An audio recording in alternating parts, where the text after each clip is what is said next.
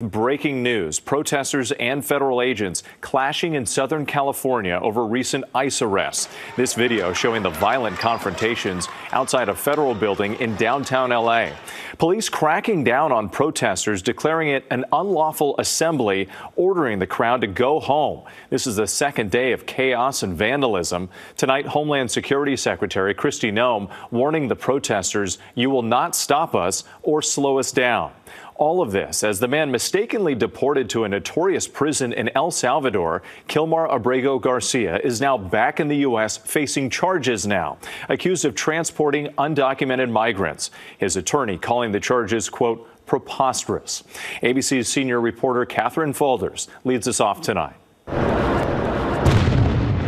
Tonight, protests escalating into conflict in Los Angeles as the Trump administration's aggressive deportation efforts spark fear and outrage across the country. For the second consecutive day, angry crowds clashed with law enforcement following a series of ICE raids that drew condemnation from local leaders. You cannot just come into the community and terrorize citizens the way you did. An ICE raid in Paramount today devolving into chaos. Dramatic aerial footage showing protesters blocking a bus carrying officers.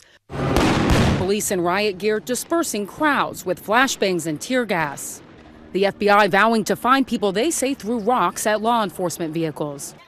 And in New York, video showing this man, which the Department of Homeland Security identified as Joaquin Rosario Espinal of the Dominican Republic. Authorities say Espinal resisted arrest following the dismissal of his immigration proceedings. He and another woman who allegedly assaulted an officer were arrested, authorities say, despite interference by members of the public. The Department of Homeland Security calling for an end to the violence against ICE officers who they claim are facing a 413% increase in assaults when carrying out arrests. The tensions reaching a breaking point just as Kilmar Abrego Garcia arrives back in the United States. The 29-year-old Salvadoran man from Maryland became a symbol of Trump's immigration crackdown after the administration admitted to mistakenly deporting him.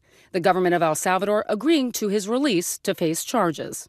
Abrego Garcia, now the subject of a 2-count federal indictment. Those charges stemming from this 2022 traffic stop in Tennessee, where Abrego Garcia was pulled over driving an SUV with 9 other people inside. He's hauling these people for money. You got a collar, is what he's doing. The Department of Justice alleging Abrego Garcia was part of a human smuggling ring responsible for transporting drugs, weapons, and migrants, including MS-13 gang members. His attorney called the charges preposterous, and his wife had previously denied he had any affiliation with the gang. With sources tell ABC News that the decision to indict Abrego Garcia led to the abrupt resignation of a top federal prosecutor in Tennessee. His departure prompted by concerns the case was being brought for political reasons. Catherine Faulders reporting for us in Washington tonight. Thank you.